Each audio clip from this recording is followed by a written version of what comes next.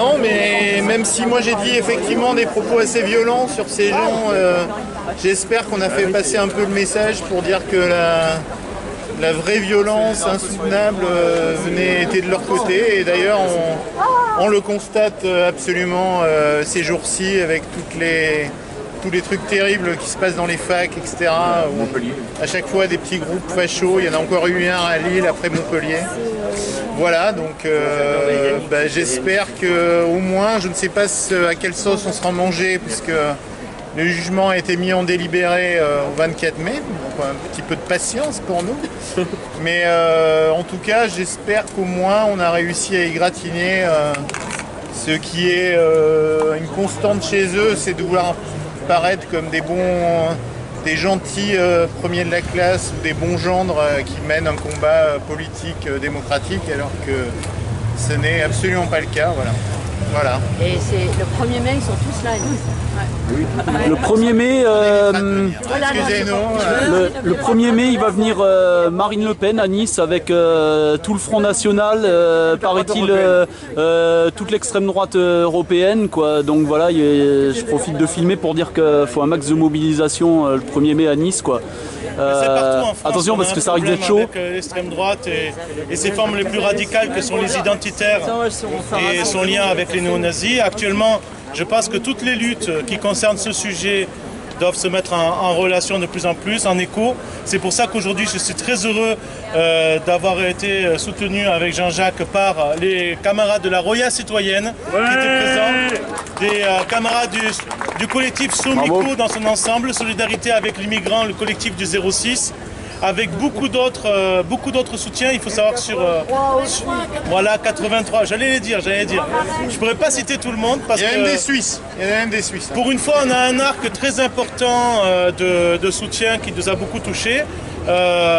Évidemment, vous l'avez compris, on ne voulait pas rentrer dans des débats de personnes ou dans des débats politiques au sens électoral.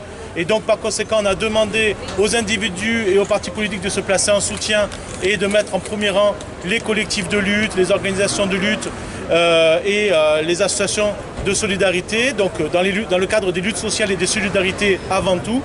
Pourquoi? Parce que tout simplement, ça nous permet d'avoir un arc beaucoup plus large. Je tiens à le préciser pour ceux qui auraient pu être un petit peu gênés par cette façon de faire. Les individus, c'est important, bien sûr. Il n'y a pas de VIP par contre parmi nous, on est d'accord. Et quand on est dans les luttes sociales, on laisse de côté le temps électoral qui pour certains est important, pour d'autres les moins ou pas du tout. Et donc c'est pour ça qu'on a demandé ce soutien de cette façon-là, je le précise juste pour cette raison. Ensuite, l'arc était très large, on avait toutes les organisations antifascistes, anarchistes, solidaires, etc. qui nous soutenaient chacune de leur façon, avec diverses sensibilités, et ça nous a beaucoup touchés. Et enfin, juste par rapport au fond du dossier, par rapport à ce qui s'est passé. Moi, ça m'a fait, je vous le dis franchement, ça m'a fait bizarre de me trouver face à un avocat de la partie adverse dont je sais qu'il n'est pas seulement avocat, qu'il est militant du camp d'en face.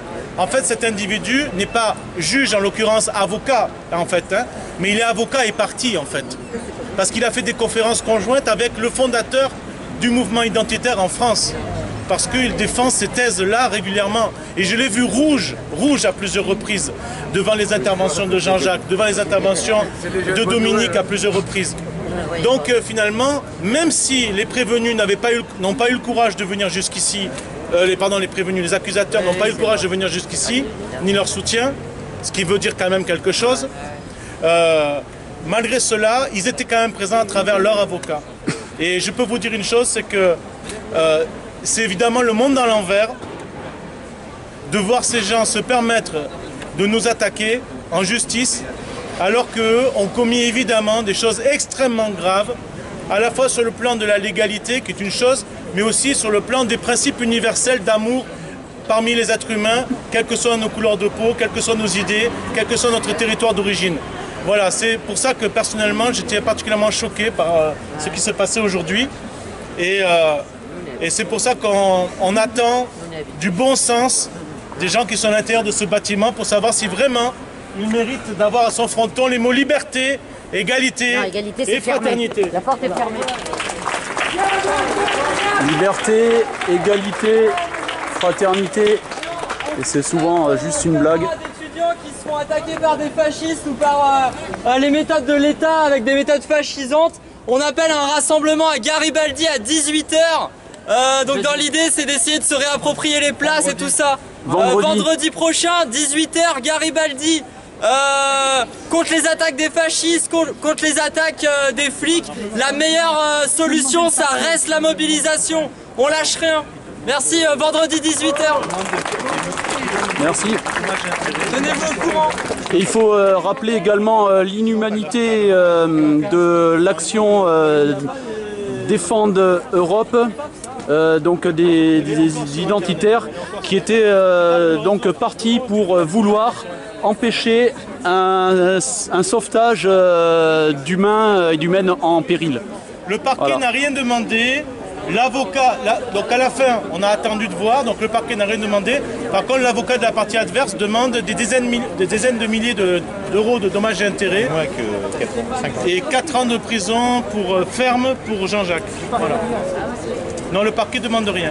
On nous demande à chacun environ 40 000 euros de dommages et intérêts, d'amende, frais de justice, même peut-être 50 en tout au total.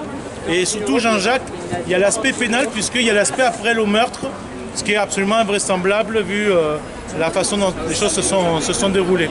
Voilà. Ouais. Et comme je disais juste avant, il faut rappeler l'inhumanité totale de leur action, qui s'appelait Défendre Europe, qui voulait donc s'opposer, empêcher le sauvetage d'humaines qui étaient en péril. Je n'ai pas développé là-dessus parce que la plupart des gens ici sont au courant. J'ai pas envie de faire un discours de trébin et de me prendre pour un grand orateur. J'ai simplement envie de faire savoir ce qu'on ressent et je me dois de le dire, on se doit de donner quelques informations de ce qui s'est passé, de ce qu'on a pu vivre à l'intérieur. J'ai pas compris. Merci et puis franchement un grand bravo et puis tout cœur avec vous les amis. Je signale qu'après tout à l'heure à 7 h, on se retrouve dans une salle pas très loin d'ici. Redonnez l'adresse. Rue Smollett. Est-ce que vous voulez savoir l'adresse à 7 h? Est-ce que quelqu'un peut la rappeler l'adresse? Est-ce que quelqu'un peut rappeler l'adresse? C'est à la rue Smollett, je sais pas le numéro.